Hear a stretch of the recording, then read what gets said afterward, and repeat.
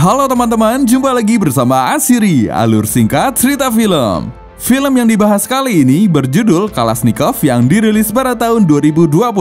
Berlatar waktu pada masa Perang Dunia Kedua, film ini bercerita tentang awal ditemukannya senapan AK-47 yang menjadi simbol persenjataan abad ke-20.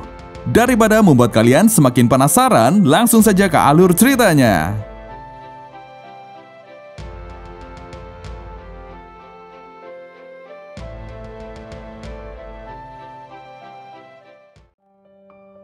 Cerita ini dimulai dari seorang sersan mayor bernama Kalashnikov. Dia adalah pria asal Rusia yang turut terjun ke medan perang antara Uni Soviet melawan Jerman. Saat itu, tank yang dia kendarai terkena tembakan meriam yang membuat bahunya mengalami cedera, sehingga dia pun ditarik mundur dan mendapat cuti dari tugasnya hingga pulih. Dalam perjalanan kembali dari medan perang, mobil yang dia dan temannya kendarai terjebak di kubangan. Karena sebagian besar dari penumpang adalah tentara yang cedera, mereka pun tidak bisa mendorong mobil keluar dari kubangan. Tidak jauh dari tempat mereka, Kalashnikov melihat sebuah desa yang dia pikir mungkin ada warga yang memiliki kuda untuk membantu menarik mobil mereka. Dia dan sang letnan pun menghampiri desa tersebut. Kalashnikov diminta berjaga jarak 50 meter dari letnan untuk mengawasi bila mana ada tentara Jerman di tempat itu. Sesuai dugaan, beberapa tentara Jerman berada di sana, maka terjadilah adu tembak. Mereka berhasil melumpuhkan musuh, namun sang letnan terkena tembakan akibat senapan yang tidak bekerja saat serangan terjadi.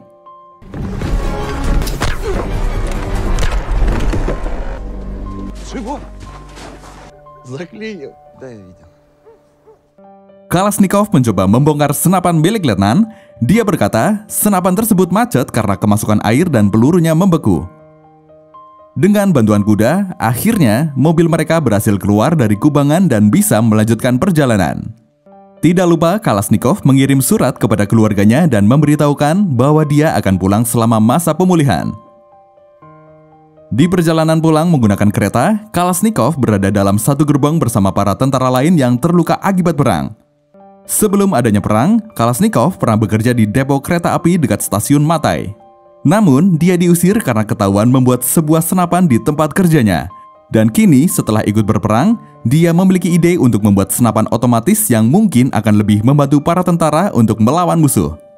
Karena itulah, ketika kereta yang dia naiki sampai di stasiun Matai, dia memilih untuk turun dan menunda kepulangannya ke rumah. Depo kereta api merupakan bengkel perbaikan dan perawatan kereta, serta tempat penyimpanan suku cadang kereta. Kalashnikov menemui pemilik depo kereta api untuk meminta izin membuat senapan rancangannya di sana. Dia menjelaskan bahwa senjata negara mereka sangat tertinggal dibandingkan dengan Jerman yang bersenjata lengkap. Dan dia memiliki beberapa ide model senapan mesin yang bagus menurutnya. Pemilik depo kereta api tidak mengizinkan, mengingat dirinya pernah ditahan penyidik ketika dulu senapan yang diam-diam Kalashnikov buat ditemukan oleh pihak berwajib.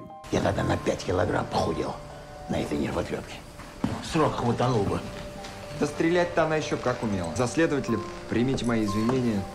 Че насчет автомата-то? Вали нахрен отсюда. Kemudian dia mendengar seseorang berkata kalau Letkol Basarov baru saja sampai di stasiun Matai.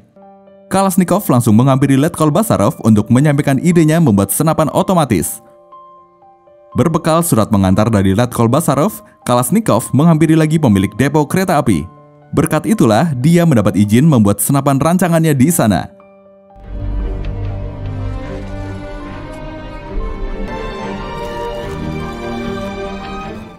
Kalashnikov sempat meminta diberikan beberapa asisten untuk membantunya karena bahunya masih cedera, tapi pemilik depo tidak menghiraukan. Beruntungnya, beberapa pegawai di sana dengan sukarela mengajukan diri membantu Kalashnikov menciptakan senjata hebat untuk kepentingan negara. Beberapa waktu kemudian, senapan tersebut akhirnya selesai dibuat. Mereka melakukan uji coba pada tong berisi air di dekat depo dan hasilnya cukup memuaskan.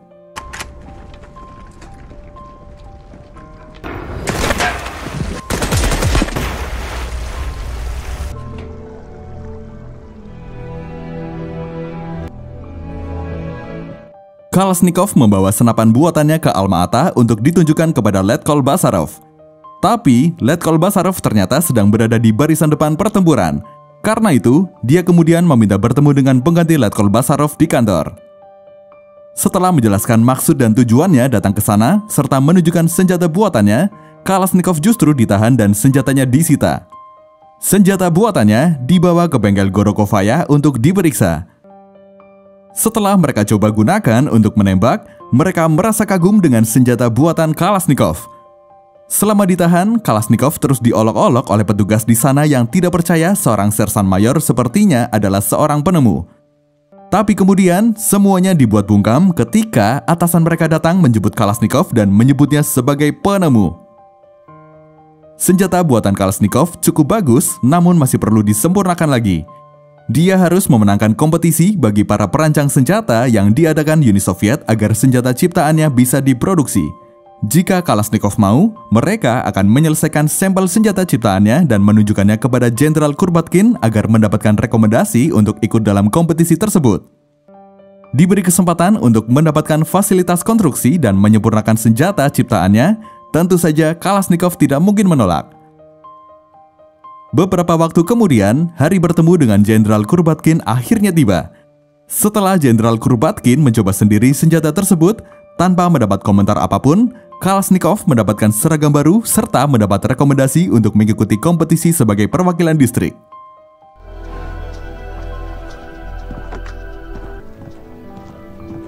Калашников! Что за внешний вид, сержант? Товарищ генерал-майор. Скажешь, генерал приказал выдать новое обмундирование. Так точно. Поедешь от нашего военного округа. Калашников. Не подведи. Спасибо, Калашников. Я в тебя верю. Tidak lama setelah hari itu, Kalashnikov berangkat ke Rusia dan bertemu dengan penemu lain bernama Sudaev Alexei yang juga mengikuti kompetisi yang sama di Surov Polygon, sebuah tempat pengujian utama senjata Uni Soviet. Kalashnikov adalah satu-satunya penemu yang tidak menempuh pendidikan, namun rekomendasi yang dia dapatkan sangat kuat. Setelah dia diantarkan ke ruang kerja miliknya, dia dimintai sketsa desain senjata miliknya. Akan tetapi, selama ini Kalashnikov hanya menggambar seadanya dan kemampuan menggambarnya juga buruk. Mengetahui Kalashnikov tidak menempuh pendidikan, mereka memaklumi hal tersebut. Akhirnya, seseorang bernama Ekaterina pun ditunjuk untuk membantu menggambarkan sketsa desain senjata Kalashnikov. Sebelum mulai menggambar, Kalashnikov menunjukkan lebih dulu gambar buatannya. Tapi, Ekaterina memilih mengukur senjata yang asli agar mendapatkan skala ukuran yang tepat saat menggambar. Suasana ruangan yang canggung membuat Kalashnikov memilih untuk membiarkan Ekaterina bekerja sendirian. Setelah melalui uji coba, senjata buatannya mendapat cukup banyak catatan yang perlu diperbaiki. Sebagai ucapan terima kasih, Kalashnikov memberikan sebungkus gula untuk Ekaterina. Kalashnikov memberitahu kalau dia mungkin tidak akan lolos dan bisa jadi tidak akan bertemu dengan Ekaterina lagi. Ekaterina kemudian meminta Kalashnikov menemaninya melihat hiburan musik tempat orang-orang bisa berdansa. Entah mengapa, Kalashnikov merasa tidak suka ketika ada seorang pria mengajak Ekaterina berdansa. Ketika dansa selesai, dia kemudian memaksa Ekaterina diantar pulang olehnya. Ekaterina adalah seorang perempuan anak satu yang hidup tanpa suami. Namun hal itu tidak menghentikan Kalashnikov untuk menyukai Ekaterina.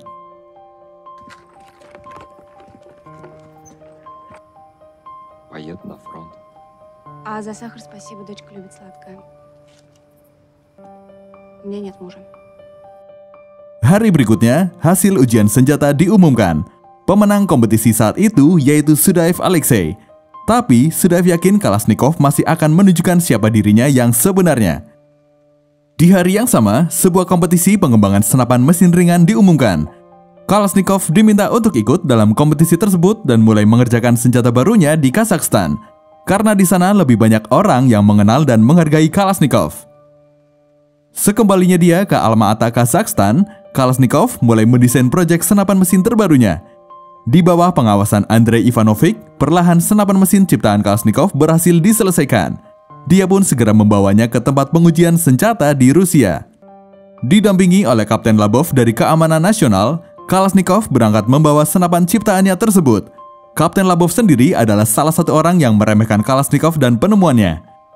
Di dalam kereta, Kapten Labov berkata bahwa musuh yang ideologis lebih mengerikan daripada seorang Jerman karena mereka akan mendekati dan diam-diam menusuk dari belakang. Perjalanan mereka terbilang tidak mudah. Cukup jauh, mereka harus berjalan di tengah hujan membawa peti kayu yang cukup besar menuju Surov Polygon. Kapten Labov bahkan mencurigai Kalashnikov sengaja jalan ke arah yang salah. Dia juga menganggap Kalashnikov seorang kontra-revolusioner karena sebelumnya di stasiun dia melihat ada orang asing yang memanggil Kalashnikov dengan panggilan saudara. Padahal, orang itu sebenarnya hanyalah kenalan Kalashnikov dari kampung halamannya. Kemudian, terjadilah perkelahian di antara mereka berdua. Kalashnikov tidak terima dirinya disebut sebagai kontra-revolusioner. Kebenaran tentang dirinya hanyalah seorang anak petani yang dibenci dan dia sudah 8 tahun meninggalkan keluarganya. Kebahagiaannya bisa datang ke Surov Polygon bukan hanya karena bisa membawa senjata baru buatannya untuk diuji, tetapi juga bisa bertemu dengan Ekaterina. Selama di sana, Kalashnikov banyak menghabiskan waktunya bersama Ekaterina. Senapan mesin Kalashnikov berhasil melewati ujian dengan baik. Namun sayangnya, kompetisi kali itu tidak menerima satupun senapan mesin untuk diproduksi dengan alasan tidak ada yang memenuhi persyaratan teknis. Keputusan tersebut menimbulkan banyak protes dari para peserta, begitu juga Kalashnikov yang sudah bekerja keras selama ini membuat senapan mesin miliknya. Kompetisi pun ditutup dan para peserta akan berkesempatan melanjutkan pekerjaan masing-masing seperti sebelumnya. Akan tetapi, cedera bahu yang dialami Kalashnikov membuatnya tidak bisa lagi diterima menjadi pengemudi tank. Meski sudah memohon, dokter tetap tidak mengizinkannya untuk kembali bekerja sebagai tentara perang.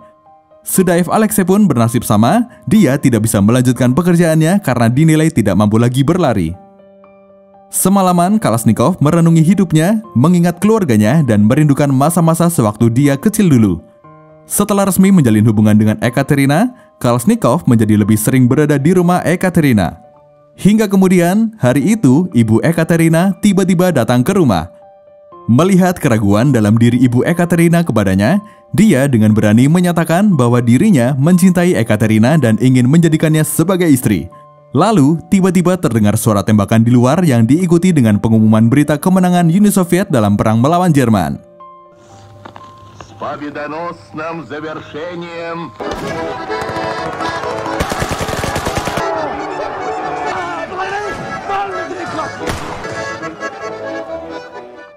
Di tengah kebahagiaan tersebut, Kalashnikov berpikir bahwa dengan berakhirnya perang, maka berakhir juga mimpinya membuat senapan mesin. Ekaterina mencoba menghiburnya. Dia berkata, Kalashnikov bisa membuat mesin lain seperti penggiling daging yang pasti dibutuhkan dalam setiap keluarga. Lalu, di hari berikutnya, Kalashnikov menemui pemimpin Surov Polygon untuk menanyakan apakah senapan mesin hasil usaha keras dan harapan tinggi yang sudah dibuat akan dibuang begitu saja karena perang sudah berakhir. Rupanya hari itu juga, Surov Polygon baru saja menerima perintah untuk menyiapkan senjata tembak yang paling canggih untuk para tentara dan armada. Karena itulah, pekerjaan membuat senjata terbaru belum selesai. Selain itu, Kalashnikov akhirnya juga diberikan departemen sendiri yang akan membantunya bekerja. Kalashnikov langsung membuat desain mesin senapan baru yang lebih baik dari sebelumnya. Ketika Sudaev Alexei datang ke departemennya untuk menyapa, dia memberi sedikit masukan agar Kalashnikov lebih menyederhanakan lagi mesin senapannya supaya tidak menyulitkan penggunanya. Selain itu, dia juga berkata secara tidak langsung bahwa senapan yang Kalashnikov buat akan berakhir saat kompetisi pengembangan senapan mesin baru yang akan diadakan bulan depan. Dalam hal ini, sebagai penemu, Sudaev Alexei yakin dirinya akan menang lagi dalam kompetisi tersebut. Namun, provokasi Sudaev Alexei tersebut tidak bermaksud buruk. Dia hanya ingin membuat Kalashnikov lebih bekerja keras dan memberikan hasil yang terbaik. Tidak lama kemudian, Kalashnikov dipindahkan ke pabrik senjata di Kovrov selama setahun. Sebenarnya, dia sempat ragu karena tempat tersebut dikelola oleh saingannya yaitu Degtyarev. Ada ketakutan kalau dirinya akan gagal membuat senapan mesin selama di sana. Tetapi, Ekaterina meyakinkan kalau Kalashnikov pasti akan berhasil. Di pabrik senjata di Kovrov, Kalashnikov bertemu dengan Zaitsev Alexander yang ditugaskan menjadi asistennya. Selama pekerjaan senapan terbarunya, dia terus mendapatkan ide untuk menyempurnakan hasilnya. Sampai akhirnya senapan mesin rancangannya pun jadi.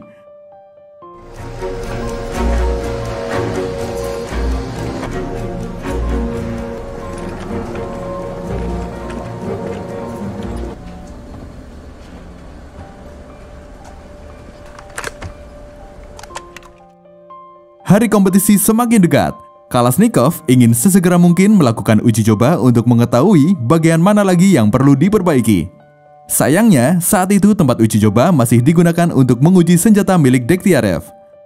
Kalashnikov baru bisa melakukan uji coba 2 hari berikutnya.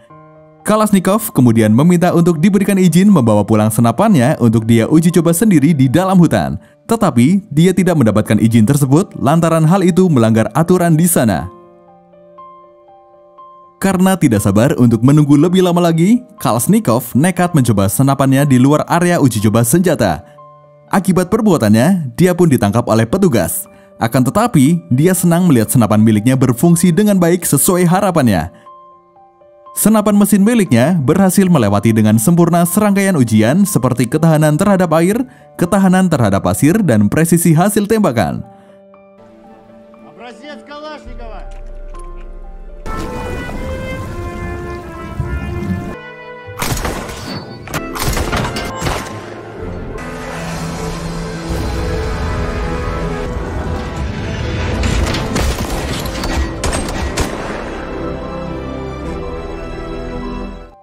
Setelah itu, Kalashnikov kembali ke Surov Polygon untuk memberikan kabar baik atas keberhasilan kepada Ekaterina.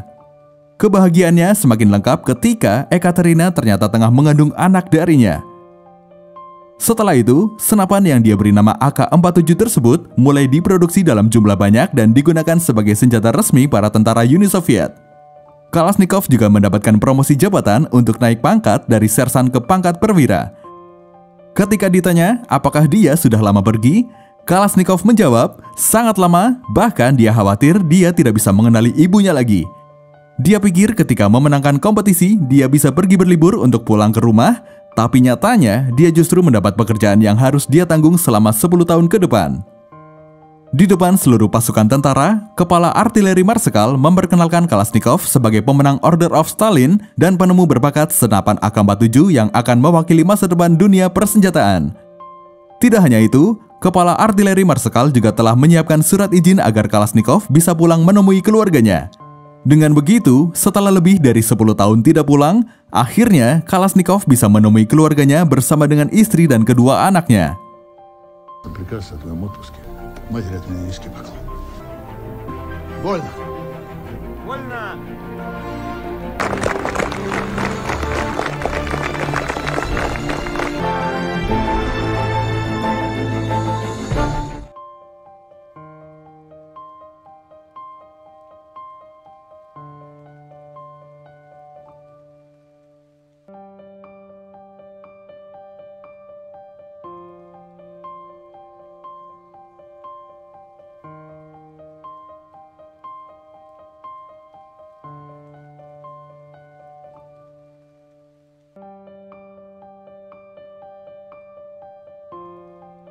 Seperti itulah kisah tentang awal ditemukannya senapan AK-47 yang menjadi simbol persenjataan abad ke-20. Terima kasih dan sampai jumpa di alur cerita selanjutnya.